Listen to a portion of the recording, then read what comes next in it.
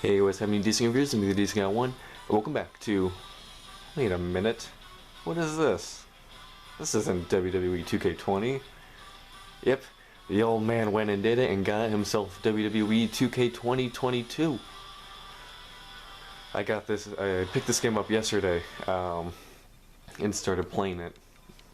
So, we never have to play 2K20 again. Victory!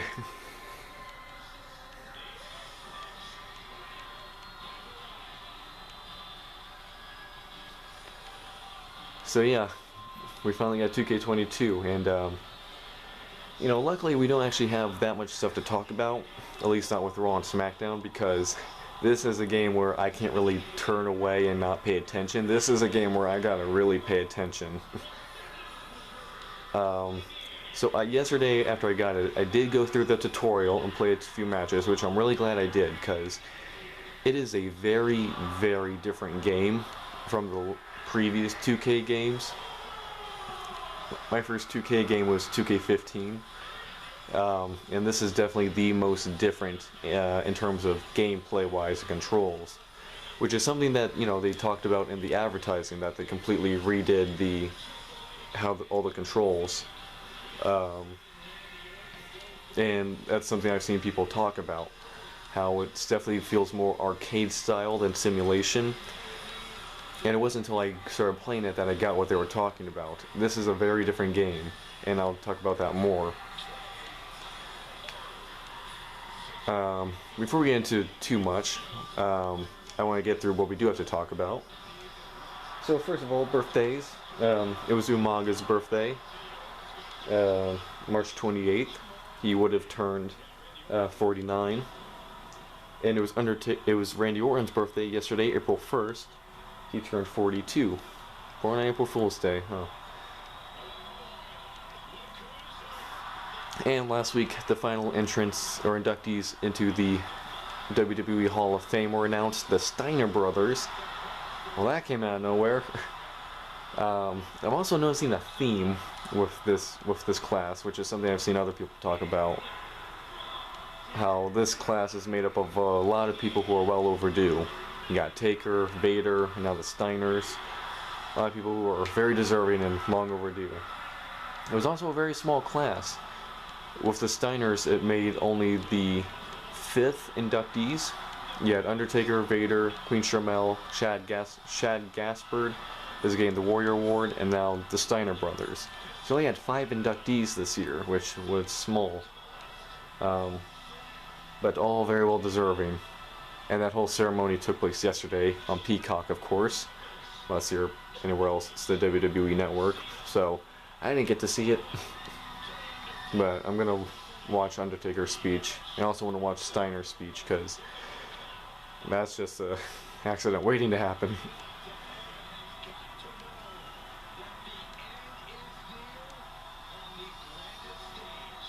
But yeah, we got WrestleMania Night 1 tonight, and then Night 2 tomorrow.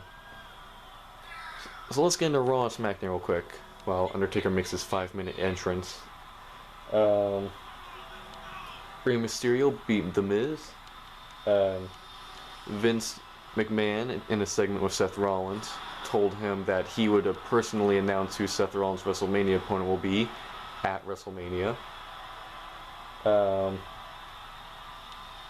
Omos beat the Viking Raiders in a handicap match.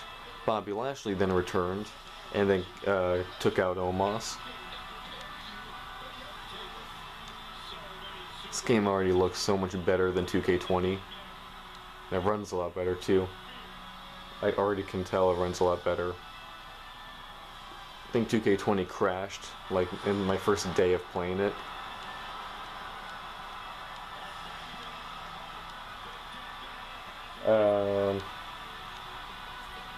Rhea Ripley, Liv Morgan, Naomi, and Sasha Banks beat Shayna Baszler, Natalya, Carmella, and Zelina Vega. Ricochet beat Austin Theory. Becky Lynch attacked Bianca Belair and tried to cut off her braid. Bianca Belair fought her off and instead cut off chunks of Becky's hair.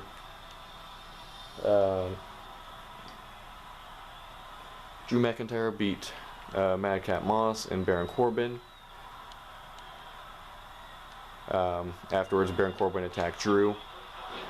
So you guys can probably already see the difference in just the camera already.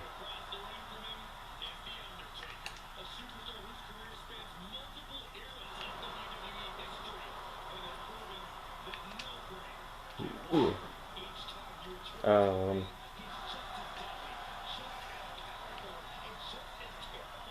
Ooh. See, I looked away there. That could have been bad.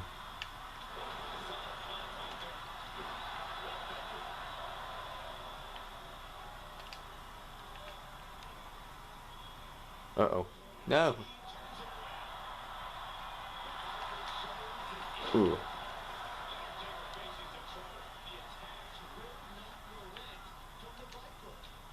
Ooh. I think that's the third time I've already hit that move, and we're already like a minute into the match.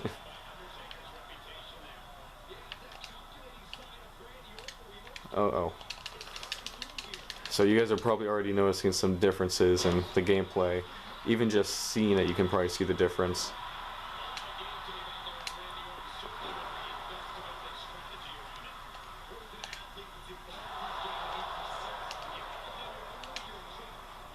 Ooh.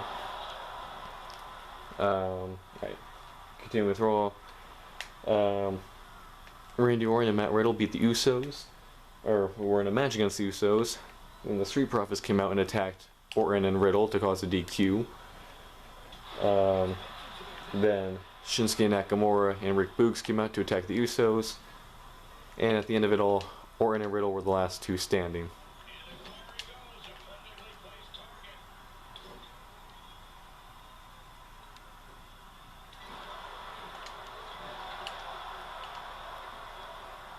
Uh-oh. He caught me. No! Ow. Uh-oh. Ow. Ow. Ow. Ow. Ow. Ow. Ah, caught you coming in. Suplex. And then SmackDown, they held the Andre the Giant Memorial Battle Royal. I don't know why they held it on SmackDown. I'm not sure why the decision was to do that, but okay.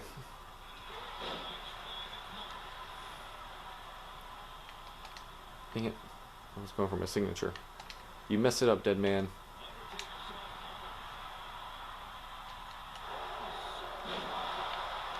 Uh-oh. Lights out. Ow. Gotcha.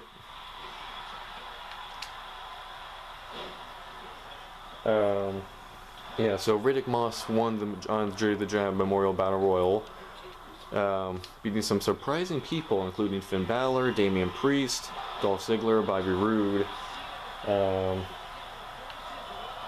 Jinder Mahal, and some other people. So it's kind of surprising that he ended up winning out of that lineup.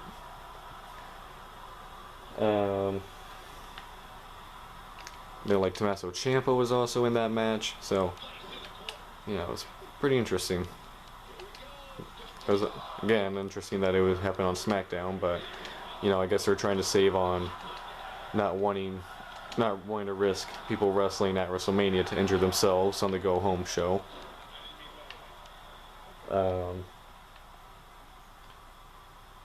Ricochet beat Humberto Carrillo and Angel Garza in a triple threat to retain the Intercontinental Championship.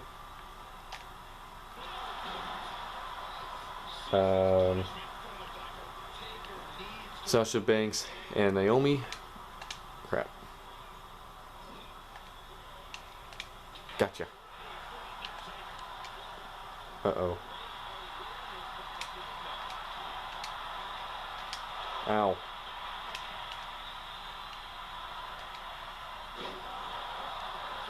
Get out now. Oh, this isn't good. Ah. Ow. Get off my... Into the corner with you. Yeah, so Sasha Banks and Naomi beat Zelina Vega and Carmella. The Usos and Austin Theory beat Finn Balor, Shinsuke Nakamura, and Rick Boogs in the final match of the night. Ow.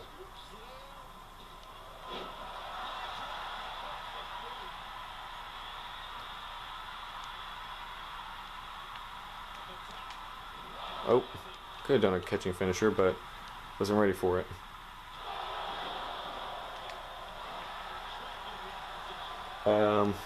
Yeah, final segment of the night was then, what was it? I forgot. There was that whole segment with Flair and Rousey that everyone was talking about. Oh, dang it. Uh-oh, he's going for old school.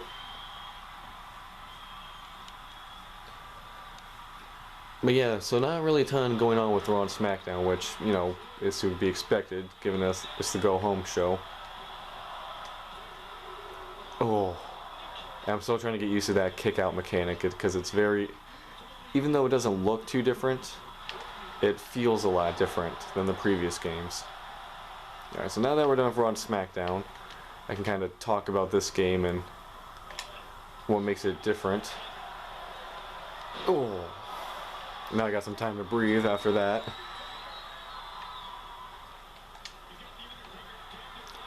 So yeah, this is definitely more of an arcade style game. Controls wise, it's very different. So now X and A, if you're on Xbox, are both strikes. In order to do any kind of grapple, you have to press B first, and that can be a standing grapple, a running grapple, a grapple in the corner. See there, I just hit A out of like habit, trying to do a grapple, and I said just punched him. So to do any kind of grapple or throw, you have to hit B, which I just did. And then from B, you can either do a strike with X or a grapple with A or throw him with B.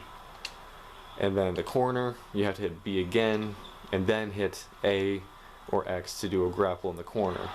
So it's a very different control-wise, and I'm still getting used to it.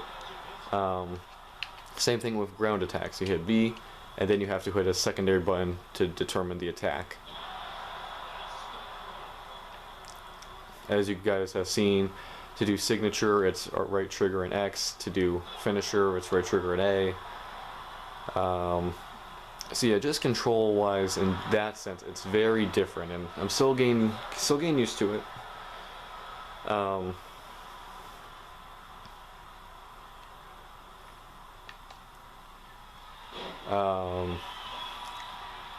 It's still gonna take some getting used to, but this game, I can already tell, runs so much better than 2K22, and it looks incredible.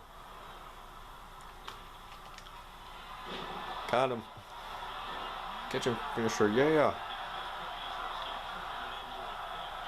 Okay, hold on, I need to see my move. So here it kind of shows you, and just kind of, this whole layout is a lot more arcade-like. So let's see, Avalanche RKO. Okay, RKO.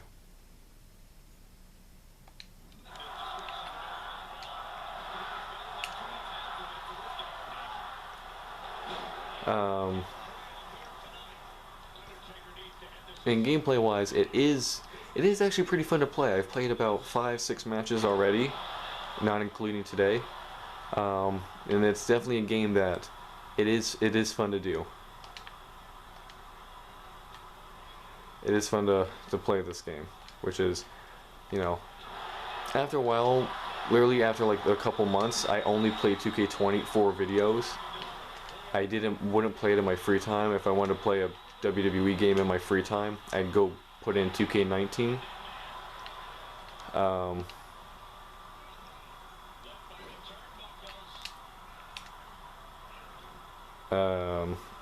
But this game is actually pretty fun to play on its own.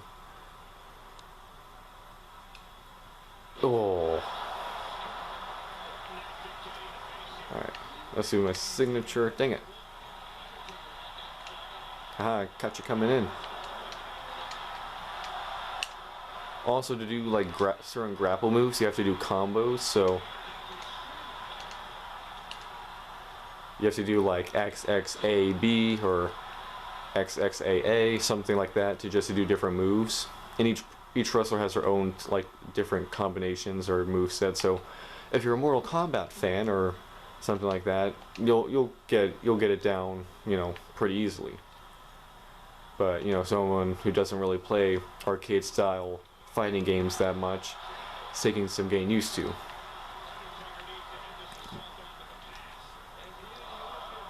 But it is still it is already very fun. And again, like looks wise and aesthetics wise, it looks so much better than 2K20. It looks so much better already.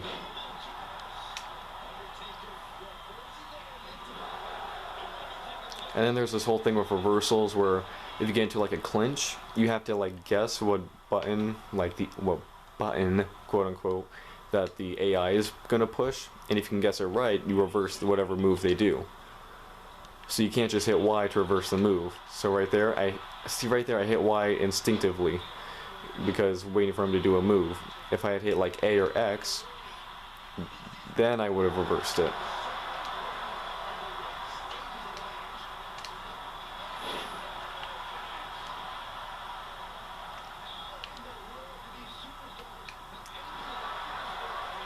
There's also quite a few wrestlers who are... It's funny seeing the roster of this game. Because, obviously there's a lot of wrestlers who aren't in it, that were in it last year because, so many people have gone to AEW or have been fired. So there's no Chris Jericho, no Big Show, no Sting, and the list goes on and on. No DDP, kind of keep going like that. But it's also weird kind of seeing some people who are still in the game, even if they have gone to AEW or were fired recently. So it's still funny seeing like who's in and who's out. There's also some like weird exclusions. Like there's no Mr. Perfect, there's no Kurt Angle, there's no Shawn Michaels. Now, to be fair, I think a lot of those guys actually get unlocked during the showcase with Rey Mysterio. Uh-oh. Ow. That hurt. Ow, ow, ow, ow, ow, ow, ow. I also like that the star rating actually goes up even when it's the AI doing moves. That's a nice touch.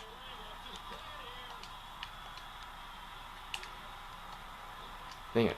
Messed up the timing. Uh-oh. See, I hit Y again because instinct. Worked there, though. Climbed up like a monkey. Now, I do believe Kurt Angle and Shawn Michaels and other people get unlocked. Like Eddie Guerrero, he wasn't in it, but I know he gets unlocked during the showcase. But then there's people like Mr. Perfect who... I don't know, I just find it kind of weird that they're not in it, and I doubt he gets unlocked in the showcase.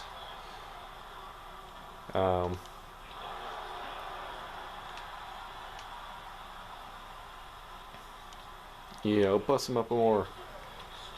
Alright, we gotta finish this. I just realized how long this video's been going.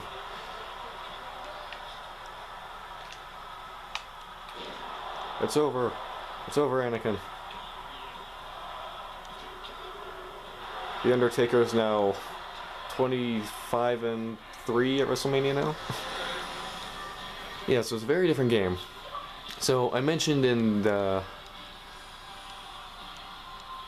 walkthrough video that I have kind of know what the next series is going to be. It's definitely going to be this. The showcase will be the next walkthrough series we do. And that's something I want to complete as soon as possible because I want to play as Eddie Guerrero and Shawn Michaels and all those people, and Kurt Angle, and you don't get them until you play through the showcase. So yeah, this game, I'm definitely going to be talking about this game for a while as we're playing it, but initial reactions is very positive. Looks great, plays great. Gonna take some getting used to, but it's gonna be interesting to play this. I'm looking forward to it. Alright, hope you guys enjoyed. Make sure to like, comment, and subscribe, making videos all the time. Stay tuned for next week's Versus, in the next episode where we finish LEGO Star Wars Complete Saga. DCI1 and Randy Orton, signing out.